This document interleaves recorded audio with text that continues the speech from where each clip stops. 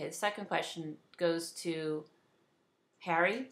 Members of Congress often promise to enact campaign reform, but they have not done anything to discourage K Street or corporations from funding their campaigns. With the Supreme Court decision that corporations are people, more money has funneled into campaign efforts than ever before, estimated to reach $8 billion for the November 6th elections. How do you expect to change the system when Congress will resist such change at every step? I intend to bypass the Congress by using Article 5 of the United States Constitution, which specifically allows citizens in our country to organize constitutional conventions that can pass amendments without the Congress or the President. And the amendment I'm advocating, which would be the 28th Amendment to the Constitution, is very simply puts the majority of citizens in charge of approving anything the Congress does by way of legislation, anything the President does by way of executive orders, and anything the Supreme Court or any other judicial body does if it affects the majority of citizens. When you pass that 26-word amendment, it will profoundly change all of that bribery business in our U.S. Congress, which is all it is. They call it lobbying, but it's bribery, pure and simple. It should be illegal. If the majority of citizens in this country had any say in this, it would be illegal. Would you tell us your 26-word amendment, please? We, the people, shall empower the majority of citizens to approve all legislation, executive orders, judicial decisions that affect the majority. That's essentially it. Thank you. JL? 26 words. I'm sorry? JL, how do you address campaign reform? Well, the corruption must end, and that's where the president would come in, because his job is, in fact, his duty is to enforce the law. There are laws on the books that state very clearly that the Congress, the president himself, cannot accept bribes, cannot accept favors, cannot accept anything for a vote or to pass a bill into a law.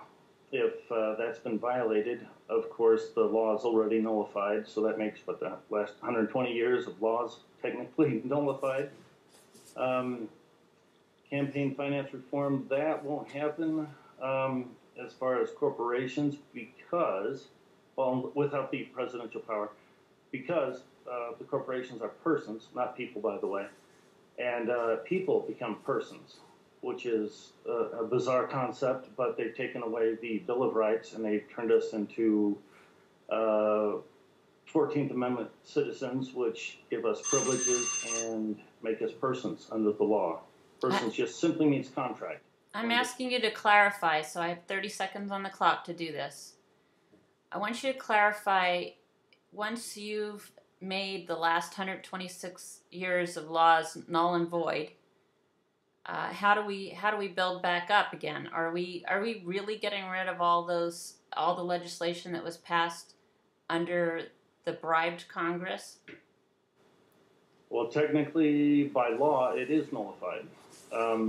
There's no other way around it. However, the Congress, without taking the special favors, without taking handouts, without taking any lobbyist funds or votes, could revote every law back in if they choose. But with the corruption out of the way, they do have that option to do it above board. Of course, the president has the duty to enforce that laws are enforced,